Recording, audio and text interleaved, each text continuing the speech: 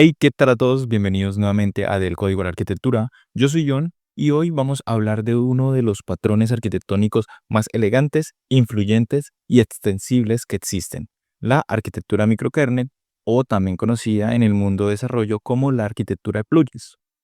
Y es muy probable que ya hayas usado este tipo de arquitectura sin saberlo. Esta arquitectura es muy común en navegadores web, como puede ser Chrome o Firefox. El navegador en sí mismo es un núcleo que sabe cómo renderizar páginas web, pero nosotros le podemos agregar poderes a través de extensiones, bloqueadores de anuncios, gestores de contraseñas, herramientas de desarrollo. Bueno, todas estas son piezas de funcionalidad que se pueden conectar al núcleo, a nuestro navegador.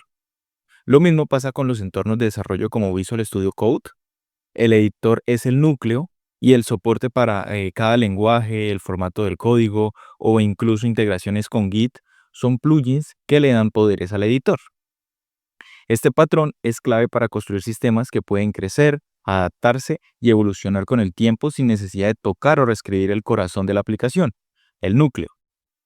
Y hoy vamos a ver qué es este patrón en la teoría. También vamos a ver un ejemplo funcional para que veamos exactamente cómo funciona, por qué funciona y cuáles son sus fortalezas y debilidades. Muy bien, entonces entendamos la anatomía de esta arquitectura. La anatomía es muy sencilla y se divide en dos componentes principales: el sistema núcleo o el core del sistema, que es la parte más pequeña del sistema y esencial para el funcionamiento de toda la aplicación. Acá su única responsabilidad es la orquestación, contiene la lógica mínima para que el sistema arranque, también va a conocer cada uno de los plugins que tenemos conectados a nuestro sistema, y lo más importante es que no va a contener lógica de negocio específica. El núcleo no sabe qué es una factura, no sabe qué es un producto, no sabe qué es un usuario, pero el núcleo sí sabe que hay piezas que saben qué es una factura, un producto o un usuario. Luego tenemos los módulos, los plugins, que son componentes independientes y autónomos que contienen la lógica de negocio y las características específicas de la aplicación. En un sistema de e-commerce, por ejemplo, un plugin podría manejar el procesamiento de pagos, otro el cálculo de envíos, otro la gestión de inventario, y cada uno de estos plugins es un experto en su propio dominio y no depende de ninguno de los demás plugins. Ahora, ¿cómo se asegura el sistema de que estas piezas encajen correctamente? Y esto lo hacemos a través de un contrato. El núcleo define una interfaz, que son unas reglas de juego que todos los plugins deben seguir para poder conectarse a él, y este contrato es la clave del desacoplamiento. El núcleo no necesita saber los detalles internos de un plugin, solo necesita saber que hablan el mismo idioma. Y un plugin no necesita conocer a los otros plugins para funcionar. Y esta separación es lo que nos da una flexibilidad y mantenibilidad muy grande. Perfecto. Con la teoría ya clara, vamos a ver cómo se traduce esto a un proyecto real. Por acá tenemos una aplicación en Node y TypeScript que implementa este patrón. Como lo acabamos de hablar, todo empieza por el contrato.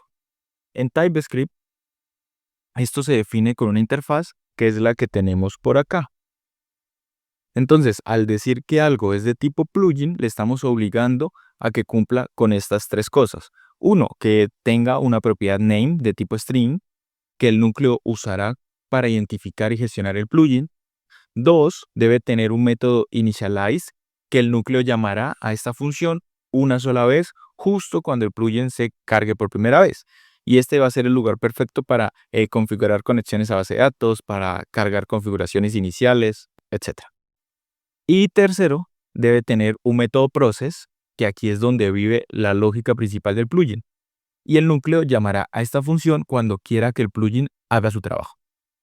Este contrato es la pieza más importante para construir el desacoplamiento. Va a ser el lenguaje universal de nuestro sistema. Ahora vamos al núcleo de nuestro sistema, el archivo kernel. Este es el cerebro de la operación. La clase microkernel tiene una propiedad privada plugins, es un map de JavaScript. ¿Y por qué un map y no un objeto? Bueno, porque los maps están optimizados para adiciones y eliminaciones frecuentes de elementos y también nos permiten usar cualquier tipo de valor como clave. Aunque aquí estamos usando strings, esto es una de las características de los maps. Entonces guardaremos los plugins usando su nombre como clave para tener un acceso más rápido. Luego tenemos el método register, que es nuestro registrador oficial, es el que va a recibir un nombre y una instancia de un plugin, y lo primero que va a hacer es revisar si el plugin ha sido cargado al map de plugins. Si no lo está, lo va a añadir, y justo después de añadirlo, llama al método initialize del plugin. Este es el momento en el que el plugin va a cobrar vida y se va a preparar para trabajar. Luego tenemos los métodos onRegister y getRegisterPlugins, que son funciones de utilidad. El primero elimina un plugin del map por su nombre y el segundo nos devuelve la lista con los nombres de todos los plugins que están cargados actualmente. Y ahora vamos a ver la función principal de esta clase, que es el load and register. Este es un método asíncrono que es el que hace que nuestro sistema sea dinámico. Entonces tenemos esta línea. Aquí el process.cwd nos da la ruta del directorio desde donde se ejecutó el proceso de Node, que es como tal la raíz de nuestro proyecto. Y tenemos el path.resolve que toma esa ruta y la combina con la ruta relativa del plugin que le pasemos. Un ejemplo de esta ruta la vamos a ver ahora más adelante cuando estemos haciendo ya las pruebas de nuestro sistema. Entonces, esto nos asegura que Node.js siempre encuentre el archivo sin importar desde dónde se esté cargando el script. Ahora, esta es una línea más avanzada y es un truco muy útil en el desarrollo. Node.js, para ser eficiente, guarda en una caché los módulos que ya ha importado. Si nosotros no borramos la entrada de la caché, cualquier cambio que hiciéramos en el archivo del plugin no se reflejaría si intentamos recargarlo. Entonces, esta línea lo que hace es forzar a Node.js a leer el archivo del disco cada vez, permitiendo la recarga en caliente o el hot reload de los plugins. Luego estamos usando un import con await, que es la forma moderna de JavaScript para importar módulos de forma dinámica y asíncrona. Carga el código del archivo del plugin y nos devuelve un objeto con todas sus exportaciones. Aquí estamos obteniendo la clase que queremos instanciar del módulo que acabamos de importar y luego creamos una nueva instancia de esa clase. Y por último, con la instancia ya creada, llamamos a nuestro método register, que fue el primer método que vimos para añadir oficialmente el plugin al sistema. Bueno, también tenemos el archivo server, que este archivo es el que une todo. Levanta un servidor web con Express que nos servirá como panel de control para interactuar con nuestro kernel. Entonces, lo primero que hacemos es importar todo lo que necesitamos. Estamos importando Express, estamos importando nuestro microkernel y también un par de plugins adicionales. Ahorita vamos a ver esos plugins adicionales. Lo segundo es que creamos una instancia Express y una en nuestro microkernel. Luego acá en esta línea, esto es un middleware que le dice a Express que si la petición tiene un cuerpo en formato JSON, lo agregue al request body para que podamos usarlo fácilmente. Después registramos los dos plugins base.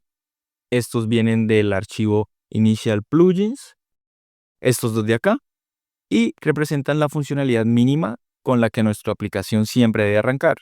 Como vemos, estos dos métodos cumplen con el contrato, la interfaz de plugins, y tienen su atributo name y sus dos funciones initialize y process. Y finalmente definimos nuestras 4 rutas de API, que son las puertas de entrada a nuestro kernel. Vamos a tener un get para listar los plugins. También vamos a tener un post para ejecutar un plugin específico. Vamos a tener otro post para registrar un nuevo plugin dinámicamente y un delete para eliminar el registro del plugin. Esto nos da un control total sobre el ciclo de vida de los plugins. Ahora, para demostrar la verdadera capacidad de esta arquitectura, tenemos por acá otra carpeta que vive totalmente separada de nuestro proyecto de microkernel, y esto lo que hace es simular una pieza de funcionalidad que podría haber sido desarrollada por otro equipo o incluso haber sido desarrollada por un tercero. Ahora vamos a ver este patrón en acción. Entonces, voy a abrir una terminal y vamos a iniciar nuestro servidor. npm start. Y antes de empezar, todos los comandos que vamos a ejecutar los van a poder encontrar en el archivo README. Y este repositorio va a estar cargado en GitHub y el link lo van a encontrar en la descripción del video para que vayan, lo clonen y puedan jugar con él. Ahora sí, Con el servidor corriendo, como ven en la terminal, la consola nos muestra que el kernel se inicializa y carga los dos plugins base que definimos, el Validator y el Notifier. Ahora, para que veamos que el plugin del Logger realmente no existe en el sistema, vamos a intentar ejecutarlo.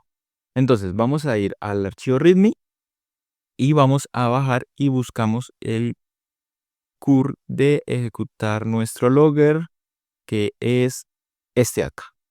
Entonces, cogemos este curl y lo vamos a ejecutar en la terminal. Y el servidor nos dice correctamente que el plugin Logger no se encuentra registrado. El núcleo no tiene ni idea de lo que le estamos pidiendo. Acá podemos ver en el log de nuestro servidor que nos está indicando que el plugin Logger no se encuentra registrado. Ahora sí, vamos a cargarlo. Vamos a ejecutar el curl, que es este que está acá un poquito más arriba. Y antes de ejecutarlo, necesitamos la ruta correcta de nuestro archivo. Así que voy a pegarlo por acá y vamos a copiarnos la ruta del archivo que queremos cargar, del plugin que queremos cargar. Y la pegamos por aquí. Listo, ahora sí, copiamos este curl y lo ejecutamos nuevamente en la terminal. Y listo, acá la terminal nos dice que el plugin fue registrado exitosamente. Ahora, si nos vamos a la terminal del servidor, acá también nos dice que el plugin Logger fue registrado y también ejecutó su método de inicialización. Y con esto acabamos de ampliar la funcionalidad de nuestro sistema en caliente sin la necesidad de hacer despliegues. Entonces, vamos a comprobarlo. Vamos a ejecutar de nuevo el primer curl que enviamos, que es este que teníamos aquí, el de ejecutar el plugin. Veamos y lo pegamos. Y acá vemos que nos dice que el plugin Logger se ha ejecutado. Entonces vamos a ver nuevamente los logs del servidor. Y acá ya vemos que nos está ejecutando la función del process de nuestro Logger. Y listo, la consola del servidor ahora sí nos está mostrando el log. Acabamos de añadir esta nueva capacidad a nuestro sistema sin tener que reiniciarlo, sin tener que desplegarlo, sin modificar una sola línea de código de nuestro núcleo. Y esto es el verdadero poder de la arquitectura de micronúcleos.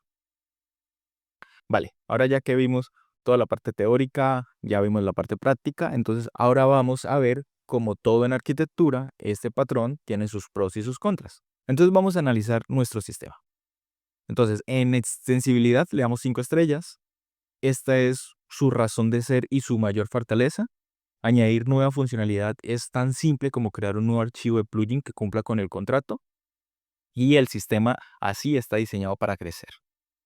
Para la testeabilidad también le vamos a dar 5 estrellas. Cada plugin, al ser independiente, puede ser probado de forma totalmente aislada.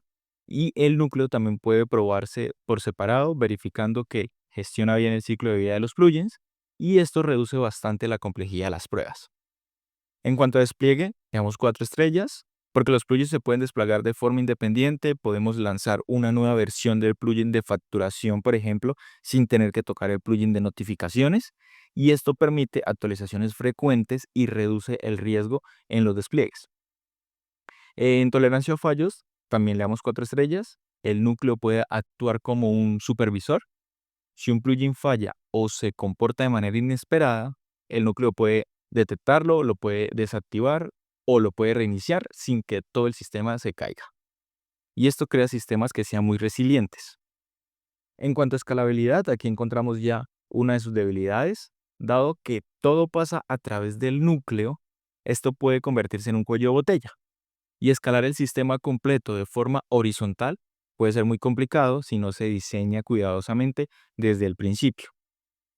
Y para rendimiento le damos 3 estrellas, porque generalmente es bueno, pero la comunicación entre plugins y el núcleo puede introducir una pequeña sobrecarga de rendimiento, una pequeña latencia, que en comparación con arquitecturas monolíticas, donde todo está en el mismo lugar, no existe esta latencia.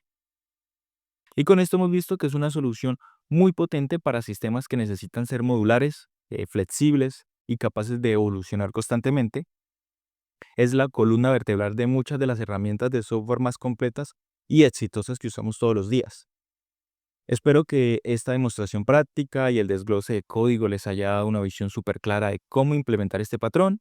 Si fue así y quieren apoyar este contenido para que podamos seguir explorando el mundo de la arquitectura de software, suscríbanse al canal, denle un me gusta a este video y déjenme sus comentarios. Nos vemos en el próximo video.